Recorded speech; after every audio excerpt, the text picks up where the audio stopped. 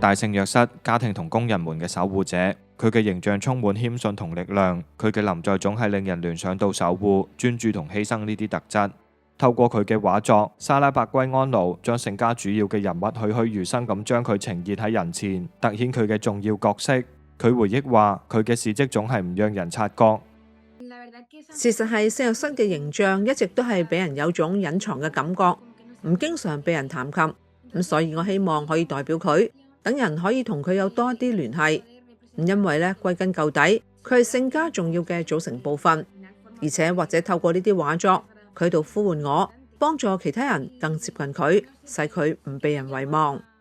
莎拉嘗試給予大聖若瑟一副新嘅面孔，擺脫傳統嘅大聖若瑟形象。為佢而言，聖人唔係一個遙不可及嘅形象，而係一個充滿人性同甜蜜嘅人。佢自己係咁樣認為嘅。我想象咧，佢係一個年輕嘅聖若瑟，幾後生噶。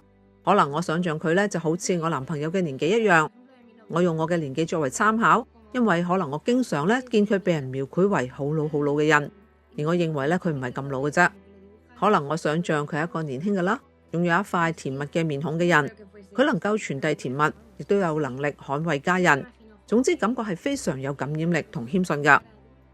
為佢而言，藝術嘅力量遠超過簡單表達。透過佢嘅畫作，佢嘗試接觸佢嘅追隨者嘅生命。有時候，追隨者會揾佢向佢致謝佢嘅工作，因為呢啲作品有時候喺困難嘅時刻成為咗他人嘅幫助。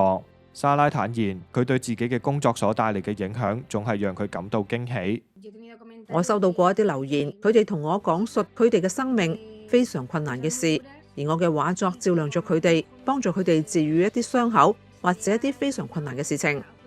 我想講嘅係，唔係呢啲畫作醫治你，係天主。因為其他事我唔知啦，但係治癒咁深刻嘅事情對我嚟講係好難以置信，所以我相信透過我嘅畫作，天主做佢嘅行動。因為我正在做嘅呢啲事，即係咧按照天主賦予我嘅恩賜，我用佢嚟為人服務，而咁樣使天主成為偉大噶。為成人同小朋友，佢嘅插畫同畫作引領人接近信仰嘅重要時刻，給予大聖若瑟嘅形象一個嶄新嘅視野。